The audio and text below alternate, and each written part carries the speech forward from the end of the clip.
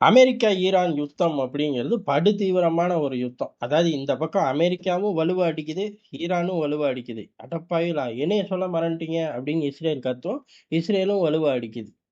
3 பேர்களுமே வலுவான பிளேயர்க தான். ஒருத்தனுக்கு ஒருத்தன் பஞ்சமே கிடையாது வீரத்துக்குங்கிற மாரி வச்சு செஞ்சுகிட்டு இருக்கார்கள்.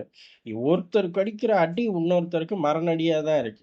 அது ஈரான் இஸ்ரேல தாக்குனாலும் இருக்கட்டும், இஸ்ரேல் ஈரான தாக்குனாலும் இருக்கட்டும், அமெரிக்கா ஈரான தாக்குனாலும் இருக்கட்டும், எல்லாமே அடி கொஞ்சம் பலமா தான் விழுகுது.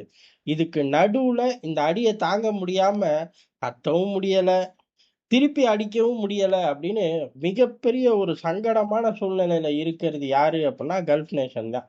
பாவி பயலுக எங்கள இப்படி பண்ணிப்புட்டாங்களே அப்படிங்கிற மாரி. ஏன் அப்படின்னா பெரிய அளவுல யுத்தத்துல இருக்கோம் அப்படின்னு காட்டிக்கிட்டா, அவர்களோட ஒரு ஃபினான்ஷியல் ஹப்புக்கு ஏற்பட்ட ஒரு பிரச்சனையா மாறி போயிரும். காரணம் என்ன? ஒரு சேஃப்டியான ஜோன். டாக்ஸ் இல்ல, சேஃப்டி அப்படிங்கிற மாரி பெரிய அளவுல உண்மையும் கூட. ஹைக்கெல்லாம் கிடையாது, ஹைப்பெல்லாம் கிடையாது. உண்மையாவே டெவலப் பண்ணி வச்சிருந்தார்கள். ஒரு நைட்லயா அப்படின்னு கேட்டா, ரொம்ப கால டெவலப்மென்ட்ல இந்த ஸ்டேஜ்ல வந்து நிக்குது துபாய். அத பார்த்து ஒவ்வொரு நாடா காப்பி அடிச்சு, அப்பாடி! இத வச்சு நம்ம பொழச்சுக்குவோம். ஆயில மட்டுமே நம்பி இருக்க முடியாதுன்னு, அத அப்படியே ப்ளூ பிரிண்டா எடுத்துட்டு போய் வச்சு, எல்லா பேரும் கட்டடத்த கட்டும்போது இப்படி ஒரு பஞ்சாயத்து. இந்த பஞ்சாயத்த அவர்கள் கொஞ்சம் கூட எதிர்பார்க்கல அப்படிங்கிறது தெளிவா தெரியுது. ஏன் அப்படின்னா, பெரிய அளவுல அலர்ட் குடுக்கிறதோ, சைரன் குடுக்கிறதோ எதுவுமே பண்ண முடியல. இது ஒரு ரகம். இன்னொரு ரகம் அப்படிங்கிறது, இத பெருசா பண்ணா எல்லாரும் ஓடி போயிருவாங்கடா. அப்புறம் திருப்பி எல்லாரையும் கூப்பிட்டு வரதெல்லாம் கொஞ்சம் கஷ்டமான காரியம். ஏதோ கோவிட் காலகட்டங்கள்ல இருந்து வந்தோம் அப்படின்னா, அது உலகமே அப்படி ஒரு பிரச்சனைய சந்திச்சுச்சு. இப்ப அப்படி கிடையாது. இந்த பகுதிகள் மட்டும் தான். இப்ப நாங்க இல்ல அப்புட்ன்னா, ஆட்டோமேட்டிக்கா இன்வெஸ்ட்மென்ட்‌கள சேஃப்டியா அப்படியே பார்க் பண்ணுங்க அப்படின்னு கத்துறக்கு 1 டஜன் நாடுகள் இருக்கு. அங்க போய் சத்தமில்லாம பணத்த போட்டு உட்கார்ந்துக்குவாய்ங்க. திருப்பி அங்கருந்து பணத்த எடுத்துட்டு வந்து இங்க போடுறக்கு அவன் புதுசா சம்பாரிக்கணும். உலகம் இன்னைக்கு உள்ள சூழ்நிலையில புதுசா ஒரு இண்டஸ்ட்ரிய கண்டுபிடிச்சு சம்பாத்தியத்தையோ, இல்ல புதுசா ஆட்டைய போட்டு சம்பாத்தியத்த உருவாக்கி திருப்பி கொண்டு வந்து இங்க பார்க் பண்ணா, கணிசமான வருஷங்கள் ஓடிப் போயிரும். அப்புறம் எப்படி நாங்க கத்துறது, கதர்றதுன்னு அவர்கள் துடிக்கிறார்கள். அப்படி துடிக்கும்போது தப்பிக்கவே முடியாது அப்படிங்கிற மாரி, ட்ரம்ப் தனக்கே உரிய ஸ்டைல்ல வம்பு பண்ணிட்டாரு. கார்க் ஐலாண்ட தாக்கிட்டார்.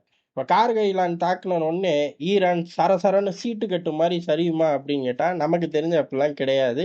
ஈராக் யுத்தத்திலே கார்க் ஐலாண்ட் தாக்கப்பட்டது தான். ஆனா பெரிய அளவு ஆயில் மார்க்கெட் டிஸ்டர்ப் ஆகும். எனர்ஜி செக்மெண்ட் அப்படிங்கிறது கடுமையான பாதிப்புகள சந்திக்க வேண்டியது வரும். இது அந்த யுத்த காலங்கள்ல நடந்தது. ஆனா, இங்க அப்படியே இன்னும் கொஞ்சம் கூட்டி போட்டுக்கங்க. காரணம் என்ன அப்படின்னா, பதிலுக்கு இப்ப இவர்களும் தாக்க ஆரம்பிச்சுட்டார்கள். உதாரணமா, இப்ப அந்த ஐலேண்ட தாக்குன உடனே, இவர்கள் ஏற்கனவே சொல்லியிருந்தார்கள். நாங்க பதிலுக்கு தாக்குவோம். பெரிய அளவுல இந்த பிராந்தியத்தில உள்ள எல்லா எண்ணெய் வர்த்தகத்தையும் முடக்குவோம். அமெரிக்காவோட எண்ணெய் போக்குவரத்தையும் முடக்குவோம்னார்கள். இப்ப அதுல ஃபர்ஸ்ட் பிளேயர் சொல்லியா, UAEல உள்ள ஃபுஜாரா ஆயில் பிளான்ட்ட தாக்கிட்டார்கள்.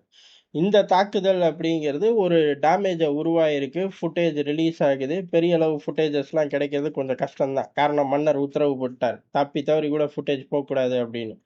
ஆனா, ஈரானே எடுத்து விட்டுரும்னு வச்சுக்கங்க ஒரு பக்கம். இல்ல அமெரிக்காவே விட்டுரும். ஏன்னா பரபரப்பாக்கி உள்ளுக்குள்ள கூட்டிட்டு வரலாம் அப்படின்னு. இப்ப 2 பக்கமுமே பத்திக்கிச்சு. இப்ப இவர்கள் UAE பதிலுக்கு அடிச்சிருக்கார்கள். அமெரிக்காவ பொறுத்தவரை நாங்க அடிச்சது வந்து பாத்த அப்படின்னா, அங்க உள்ள மிலிட்டரி சைட் தான். இன்னும் ஆயில் சைட்ட நாங்க தொடவே இல்லை அப்படின்னு சொல்றார்கள். அமெரிக்கா சொல்றத அப்படியே நம்ப முடியுமா அப்படின்னு கேட்டா, நம்ப முடியாது. ஆனா அமெரிக்காவ பாத்து நம்பிட்டேன் சார் அப்படின்னு நம்மலாம் சொல்லிக்கணும். அதே சமயம் ட்ரம்ப மனசுல வச்சோம்னா தெரிஞ்சிரும். எப்பா அந்த ஆள் இப்ப தாக்கலன்னு உண்மை கூட இருக்கட்டும். ஆனா அடுத்த நிமிஷம் திருப்பி போய் அங்க உள்ள ஆயில் செக்மெண்ட்ட தாக்கிருவாரு அப்படிங்கிறது ஊரறிஞ்ச உண்மைதான். அதனால பெரிய அளவு சேதாரம் அப்படிங்கிறது உருவாகி போச்சு. கார்க் ஐலாண்ட தொட்டது மூலியமா அடுத்த லெவலுக்கு இந்த யுத்தத்த காலங்காத்தாலே ட்ரம்ப் தட்டி விட்டார். இம்மீடியட்டா ஈரான் தன் பங்குக்கு ஃபுஜாரா ஆயில் போர்ட்ட தொட்டது மூலியமா, அவர்களும் இந்த யுத்தத்த அடுத்த லெவலுக்கு தட்டி விட்டார்கள். இப்பதான் சேஃபெல்லாம் கப்பல்லாம் கொண்டு வந்து தள்ளினோம். நல்ல வேளை கொண்டு வந்துட்டோம். இனிமே கப்பல் போக வேணா ஈரானோட டீல் பேசிக்கலாம். ஆனா ஆயில் போர்ட்ல அவுட்புட் எடுக்கணுமே. அதுக்கு எங்கிட்டு போய் டீல் பேசுறது? கஷ்டமான ஒரு சூழ்நிலைக்கு கொண்டு வந்து ரொம்ப சீக்கிரம் விட்டுட்டார்கள். அப்ப 15 நாள் யுத்தத்த முடிக்கிறக்கு வழிய பாருங்கடான்னா, இவனுங்க 15 வருஷம் அடிச்சுக்கிறக்கு வழிய பாத்துட்டாங்களே! அப்படிங்கிற மாரி கதறக்கூடிய ஒரு சம்பவத்த பண்ணி வச்சுட்டார்கள். இதுக்கு நடுவுல புதுசா ஒரு அறிவிப்பு. முஸ்தபா கம்பெனிய பத்தி தகவல் குடு. 10 மில்லியன வாங்கிட்டு போயிரு அப்டின்ட்டாய்ங்க. அட பாவிகளா! நேத்து வரையும் அந்த ஆள கொன்னு போட்டோம்னாய்ங்க. இன்னைக்கு காலையில கூட சொன்னாய்ங்க, அந்த ஆள் கோமால இருக்கான் அப்படின்னு. என்னடா இப்ப விடிஞ்ச உடனே இப்படி மாத்திட்டீங்க? அந்த ஆளுக்கு விலை பட்டியல்லாம் வச்சிருக்கீங்க அப்படின்னு கேட்டோம்னா, அது அப்படிதான் அப்படின்ட்டார்கள். கொஞ்ச நேரத்திலேயே பென்டகன் களத்துக்கு வந்துருச்சு. பென்டகன் வந்து அமெரிக்கா சாதிச்சிருச்சு அப்படின்ட்டாய்ங்க. சரி புதுசா எதுவும் சம்பவம் பண்ணிட்டீங்களாடா? கார்கி ஐலாண்ட தாண்டி அதுக்கடுத்து எதுவும் பண்ணி தொலைச்சிட்டீங்களா? அப்படின்னு கேட்டா, உங்களுக்கு தெரியாது வரிசை அடி. இப்ப தலைமையே இல்ல. தலைமை இருக்கா இல்லையான்னு ஈரானுக்கே தெரியாது அப்படின்ட்டாய்ங்க. முதல்ல உனக்கு தெரியுமா? எனக்கு அத தெரியணும்னு உறுதிப்படுத்த தான் 10 மில்லியன் ஆஃபர் பண்ணியிருக்கேன் அப்டின்ட்டாய்ங்க. அடப்பாவிகளா! ஒரு வழியா ஈரான வச்சு செய்யணும்னு முடிவு பண்ணிட்டார்கள். அப்படின்னு முடிவு பண்ணி உள்ள இறங்கி ஈரான் இவர்கள வச்சு செய்யுது. அதுவும் ஒரு எதார்த்தமான உண்ம. தப்பிக்க வழியே தெரியல.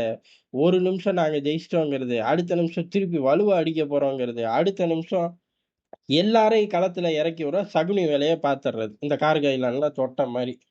அமெரிக்கா தனக்கு தெரிஞ்ச எல்லா வித்தைகளையும் உள்ள போடக்கூடிய சூழ்நிலை வெறும் 2 வாரத்திலேயே வந்துருச்சு.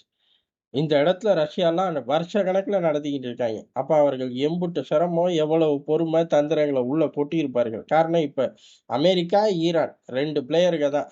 இதுக்கு நடுவுல யாருமே கிடையாது. இஸ்ரேல் இந்த பக்கம் அமெரிக்காவுக்கு சப்போர்ட் பண்ணுது. பேக்கப்புக்கு ரஷ்யா எதுவும் குடுக்கலாம், சீனா குடுக்கலாம். அதெல்லாம் தனி கதை. ஆனா ப்ராக்ஸிகள் கூட பெரிய அளவு சப்போர்ட்ட இன்னும் ஃபுல்லா இறக்கல. உதாரணத்துக்கு ஹமாஸ பொறுத்தவரை அறிவிச்சிருக்கார்கள். அ நட்பு நாடுகள தாக்காத அப்படின்ட்டார்கள். பக்கத்து நாடுகள தாக்காத, நட்பு நாடுகள தாக்காத அப்படின்ட்டார்கள். அப்ப ஹமாஸ் பெரிய அளவுல அந்த சைடு இருந்து ராக்கெட்ட விடுமா அப்படின்னு கேட்டா, இஸ்ரேல நோக்கி தான் விடுவார்கள். மத்த பிராந்தியத்துல உள்ள பேஸ்கள நோக்கி விடப்போறது கிடையாது அப்படிங்கிறது உறுதியாயிருச்சு. அதே மாரி இந்த பக்கம் ஏமன்ல இருந்து ஹவுத்திகளுமே இன்னும் முழு மூச்சுல களத்துல இறங்கல.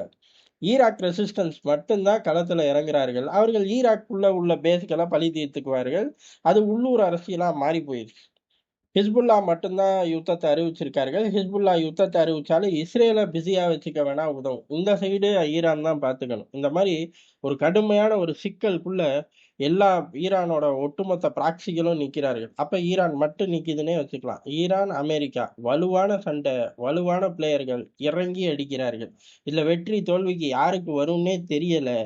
யாருக்கு வந்தாலும் ஒத்துக்க மாட்டாய்ங்கங்கிறது மட்டும் தெரிஞ்சு போச்சு. உதாரணத்துக்கு அமெரிக்கா இப்ப தோத்து ஆப்கானிஸ்தான் மாரி வெளியேறினாலும், நாங்க கம்பெனிய கொன்னு புட்டோம், ஈரான சேதப்படுத்திட்டோம், ஈரான் இதுலருந்து எந்திரிச்சு வர 10 வருஷம் ஆகும் அப்டின்ட்டு போயிருவாய்ங்க.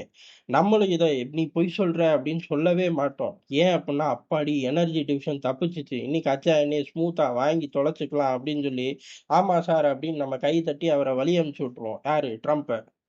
ஈரானும் தன் பங்குக்கு ஜெயிச்சுட்டேன் அப்படின்னு சொல்லிறலாம். அதுக்கும் ரெடியா பல விஷயங்கள் இருக்கு. ஏன்னா தப்பிச்சோம் பொழச்சோம் நின்ட்டாலே முடிஞ்சு போச்சுல்ல. அவர்கள் இப்ப குடுக்குற அடிக்கே அமெரிக்கா முடிக்க முடியாம திணறுது. இதுவே அவர்களுக்கு ஒரு பெரிய வெற்றி தான். என்ன ஒண்ணு, தலைவர்கள் இப்ப வரை டிஸ்கனெக்ட்ல இருக்கார்கள். கனெக்டிவிட்டிக்குள்ளேயே அவர்கள் பெருந்தலைகள் யாருமே இல்ல.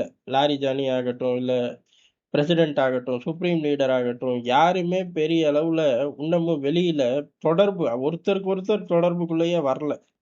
ஆனா வரணும் அப்படிங்கிறக்காக உளவாளிகள் அப்படின்னு சந்தேகப்படக்கூடிய ஆட்கள், உளவாளிகள் எல்லாருக்கும் டிக்கெட்ட வெறித்தனமா கிழிச்சு தரார்கள். இந்த யுத்தத்த ஒவ்வொரு நாளும் அடுத்த ஸ்டேஜுக்கு ட்ரம்ப் தூக்கிட்டு போய் வைக்கிறார். உதாரணத்துக்கு நேத்து என்ன சொன்னாரு? பவர் டிவிஷன தாக்கப் போறேன் அப்படின்னாரு. பதிலுக்கு அவர்களும் பவர் டிவிஷன தாக்கப் போறேன். அந்த இருட்டுல உன் வீரர்கள் தப்பிச்சு ஓடவே முடியாது அப்படின்னோனே பொசுக்குன்னு பவர் டிவிஷன விட்டுட்டு, இப்ப வந்து பெரிய அளவுல டக்குனு தொடவே மாட்டாரு அப்படின்னு நினைக்கக்கூடிய கார்க் ஐலாண்ட போய் தொட்டாச்சு. இது ஏற்கனவே ஈராக் போர்ல எல்லாம் பாதிப்படைஞ்சு எந்த அளவு பாதிப்பு வரும்னு உலகம் சந்திச்ச ஒண்ணுதான். ஆனா அதுக்கு பேரலரா ரிட்டாலியேஷன் அப்படிங்கிற பேர்ல ஈரான் இந்த பக்கம் தொடும்போது, இப்ப ஃபுஜேராவ தொட்டுட்டார்கள்ல.